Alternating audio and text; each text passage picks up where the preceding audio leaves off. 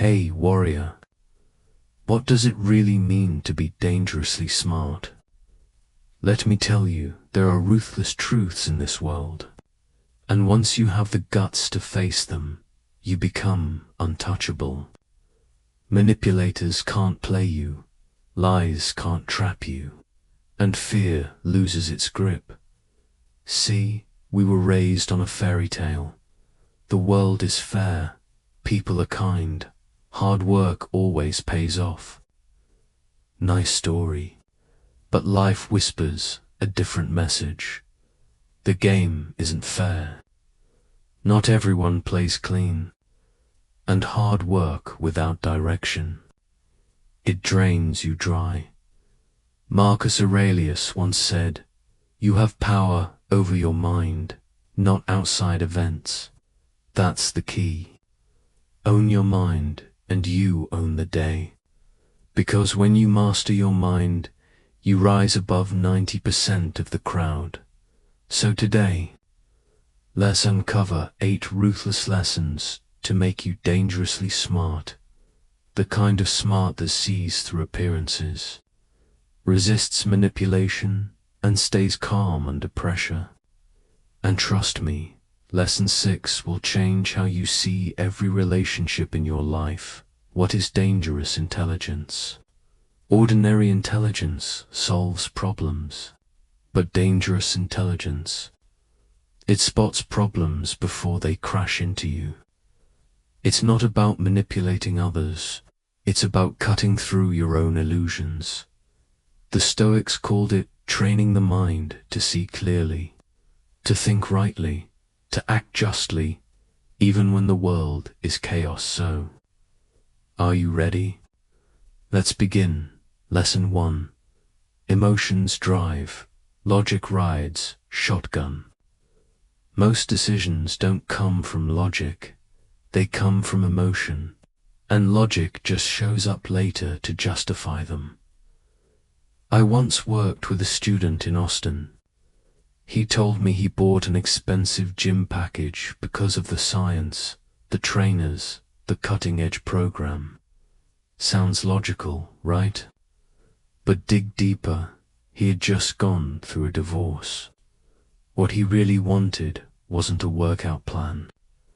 He wanted connection, to feel seen, to feel less alone. You'll see this everywhere. Online debates. They're not about facts, they're about ego. At work, people don't resist change because it's inefficient. They resist because they're scared. Will this make me irrelevant? The Stoics warned us, people rarely fight over the thing on the surface. They fight for pride, identity, safety. So next time your emotions flare, pause.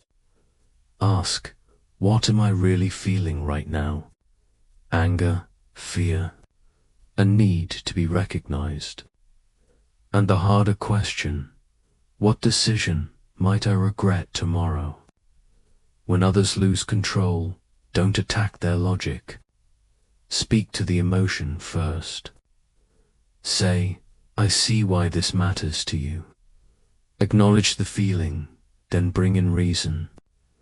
That's dangerous intelligence, the power to read emotion, to diffuse chaos before it burns the room down. Lesson 2. Everyone acts in self. This isn't cynicism, it's reality. And when you finally accept it, your disappointment in people disappears. We love to believe in pure selflessness, but under the surface, everyone's serving a purpose. Sometimes noble, sometimes selfish, but always there. There was a woman in my community, kind, generous, always smiling. Everyone called her selfless. Later, I learned she was preparing for a run at city council. Her kindness wasn't fake, but it was strategic. And honestly, I respected that. That's the Stoic lesson. Self-interest isn't evil, it's human nature. Marcus Aurelius himself served Rome, but also his own sense of duty and honor. So stop asking, why are they so selfish? Instead, ask, what do they really want? Find the overlap. Build agreements where both sides win. That's dangerous intelligence, seeing hidden motives, understanding that every smile, every offer, every favor carries intent. When you see that clearly, you stop fighting fantasy and start working with reality. Lesson 3. Most people can't handle the truth about themselves. This one hurts, because the harshest mirror isn't the one we hold up to others, it's the one we avoid holding up to ourselves. Most people hide behind excuses, stories, and denial to protect their fragile ego. That's why they stay stuck, repeating the same mistakes year after year. A friend of mine always complained he was being overlooked at work. He blamed office politics, bad luck, unfair bosses. But when I pointed out his lateness and missed deadlines, he snapped. He didn't want truth. He wanted comfort. The Stoics called this self-deception, a prison made of lies. Marcus Aurelius constantly questioned his own motives, because truth, however painful, is the only ground strong enough to build on. So ask yourself, what truth am I avoiding? What feedback do I reject too fast? Where am I lying to myself because the truth hurts? The dangerous mind doesn't fear correction, it seeks it. Because when you can face your flaws without flinching, you become unstoppable. Lesson 4. Success creates enemies. Strange, right? You work hard, rise higher, and instead of applause, you get resentment. Why? Because your success is a mirror. It reflects what others could be, but chose not to become. I saw it happen to a college friend who built a business from scratch. Everyone supported him when he struggled. But when he finally made it, when his company got featured in a magazine, everything changed. Jokes, gossip, envy. People said he got lucky. They couldn't face what his success said about their own inaction. Marcus Aurelius knew this pain too. Even as an emperor, he faced envy and betrayal daily. His lesson: very little is needed for a happy life. It's all within your way of thinking. So, when envy comes your way, don't shrink. Don't dim your light just because it hurts someone else's eyes. Let them deal with their own shadows. Your only job is to keep shining. This is dangerous intelligence, seeing reality as it is, reading emotions like a map, facing truth without fear, and walking through life manipulated. Stand firm, keep building. Let your work speak louder than their bitterness. That's dangerous intelligence, knowing that resistance is the price of growth. Because success doesn't just test your skills, it tests your circle. And when the whispers start, you'll see them clearly, not as reflections of you, but as revelations of them. Lesson 5. Everyone is selling you something once you truly understand this. You'll never see people the same way again. Every interaction, every smile, every story, every friendly just checking in is a tiny influence attempt. Someone, somewhere, is trying to get you to think, feel, or do something. Sometimes it's obvious. Sometimes it's hidden behind warmth, nostalgia, or kindness. I once met an old acquaintance for coffee.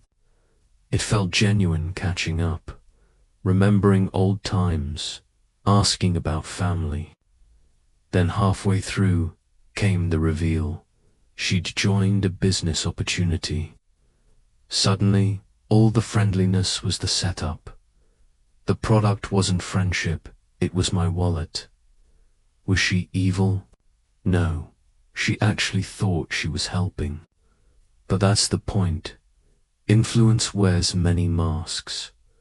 Marcus Aurelius lived surrounded by advisors, generals, and politicians, every one of them pushing their own agenda. So he trained himself to hear not just the words, but the motives behind them. That's your shield. Don't assume everyone's manipulative. Assume everyone has an interest. Once you start asking, what do they really want here? You stop being a passive buyer in the marketplace of influence, and you become a conscious chooser. Your co-workers' compliment may be genuine, maybe leverage. Your neighbor's cookies, maybe kindness, maybe a future favor. It's not paranoia, it's clarity. This is dangerous intelligence, seeing the pitch beneath the polish, choosing with awareness, acting on your own terms. When you can see the hidden sales pitch in every interaction, you stop being sold and start living by choice. Lesson 6. People reveal who they are. Believe them. This one will save you years of heartbreak and wasted trust. People reveal themselves constantly in how they treat waiters, in whether they keep small promises, in the jokes they make when they think no one important is watching. The signs are always there. We just don't want to see them. I had a business partner who loved to exaggerate his wins in meetings. At first, I brushed it off. Then came the padded expense reports, small numbers, harmless mistakes. I told myself, he's just excited. Years later, I found out he'd been cutting deals behind my back. And suddenly, all the red flags made sense. I just hadn't wanted to believe them. Maya Angelou said it best. When people show you who they are, believe them the first time. The Stoics lived by this truth. Marcus Aurelius judged by consistent patterns, not by promises. Seneca warned, expecting people to change their nature is like fighting gravity. So here's your rule: trust patterns, not promises. Actions, not words. Consistency, not excuses. If they gossip about others, they'll gossip about you. If they break small commitments, they'll break big ones. If they disrespect others when it costs them nothing, they'll betray you when the stakes are high. This is dangerous intelligence, refusing to rewrite the story to protect your feelings. Seeing the evidence, believing it, and adjusting your boundaries, not their excuses. See the pattern, believe it, move accordingly. Lesson 7. Comfort is the enemy of growth. Comfort feels safe. It feels earned. It whispers, you've made it. But here's the truth. Comfort is a cage. A velvet prison that steals your edge while you're busy feeling fine. I once knew a brilliant software engineer. Great pay, easy schedule, dream job. For 3 years, he cruised. Then, suddenly, new tech overwhelmed him.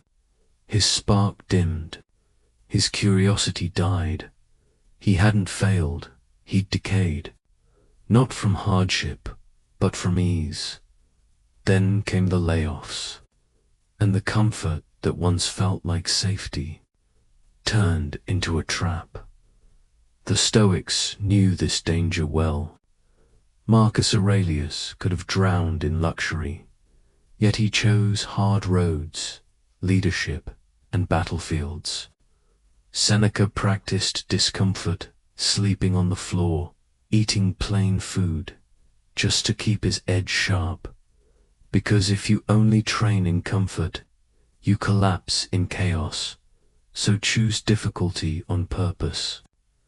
Speak when silence feels safer. Learn the skill that intimidates you. Train your body when the couch calls your name. Every moment of voluntary discomfort builds the strength to stand when life pushes back. Here's the paradox. Comfort kills more dreams than failure ever will, because failure teaches. Comfort only sedates. Dangerous intelligence is spotting the trap early, asking, where am I choosing safety over growth? What am I avoiding because it's hard? And then stepping right into it, because while the world sleeps in comfort, the awake ones are out there rising. Lesson 8. Remember death and live fully here. It is the final and most ruthless truth. You're going to die, and most of your worries mean nothing. Death isn't a possibility, it's a guarantee. And once you face that, the noise that drains your energy just disappears. I saw this in a man I deeply admired. Before his diagnosis, he obsessed over petty things, office gossip, the perfect lawn, other people's opinions. But after the diagnosis, everything changed. He stopped caring about approval. He walked away from hollow relationships. He gave his time to what actually mattered: love, purpose, joy, and the wild part. He became freer, happier, more alive, even as his days grew shorter. The Stoics called this memento mori, remember death, not to be dark, but to wake up. Marcus Aurelius wrote, "It is not death that a man should fear, but never beginning to live." Seneca warned, wasting time is the one crime that can never be repaid. So ask yourself, if I had 1 year left, would this matter? Would I waste hours arguing online? Would I keep chasing approval? Or would I finally say the words I've been holding back? Build the thing I've been postponing. Live now instead of someday. That's dangerous intelligence, slicing away the trivial and giving your life only to what matters when the clock runs out, while others drown in anxiety.